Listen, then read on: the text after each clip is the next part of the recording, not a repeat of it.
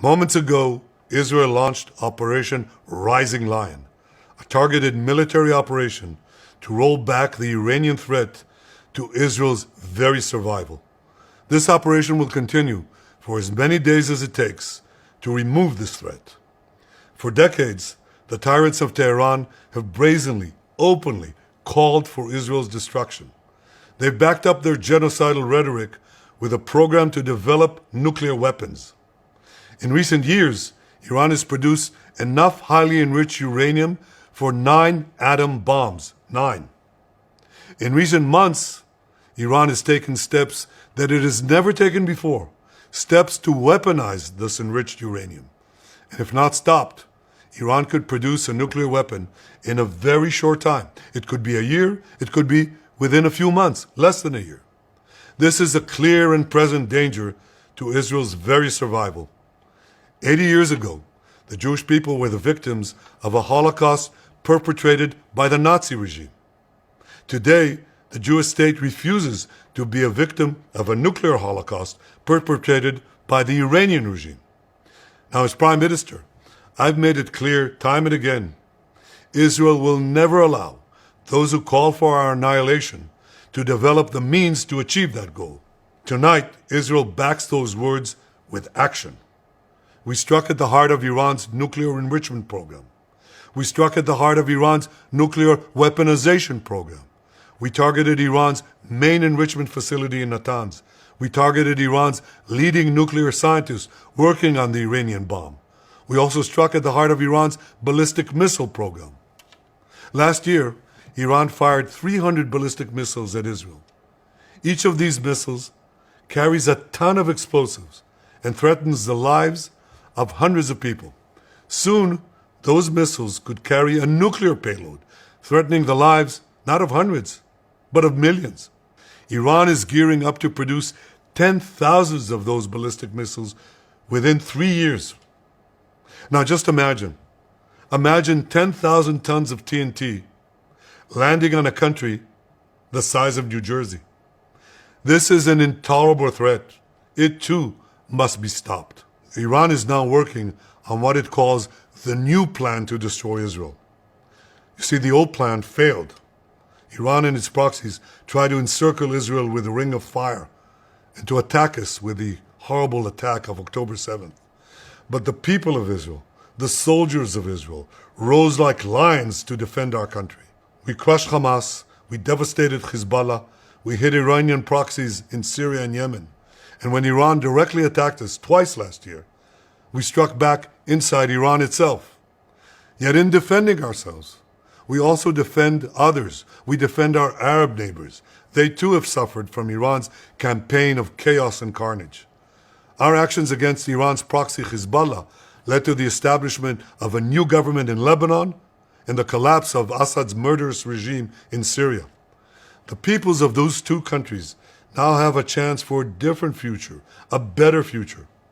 So too do the brave people of Iran, and I have a message for them.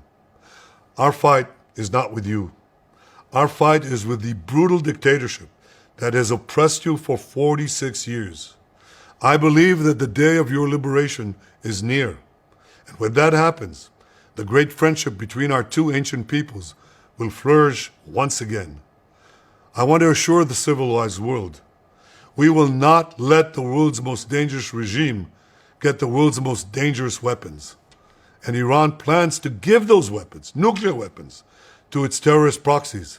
That would make the nightmare of nuclear terrorism all too real. The increasing range of Iran's ballistic missiles would bring that nuclear nightmare to the cities of Europe and eventually to America. Remember, Iran calls Israel the small Satan.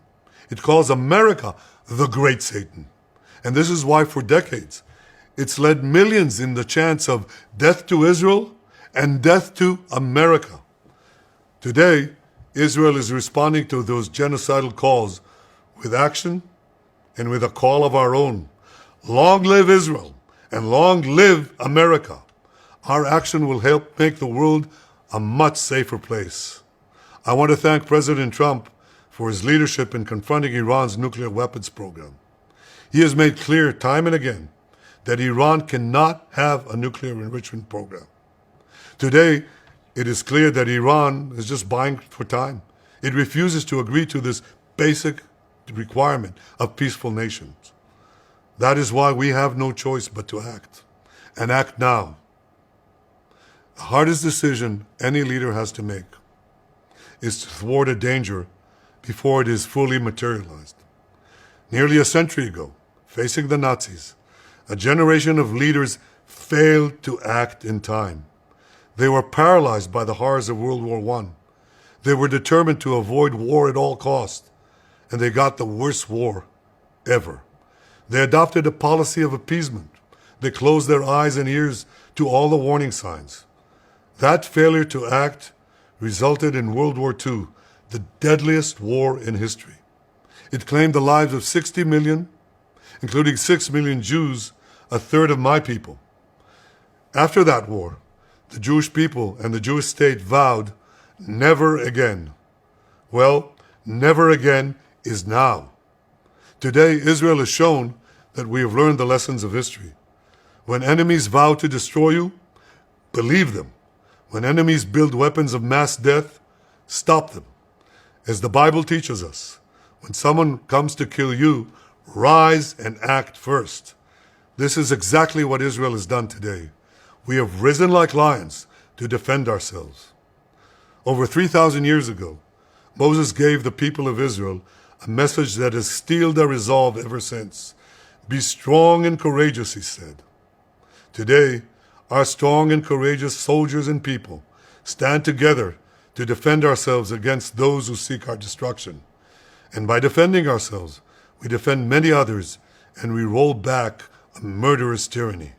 Generations from now, history will record that our generation stood its ground, acted in time, and secured our common future. May God bless Israel.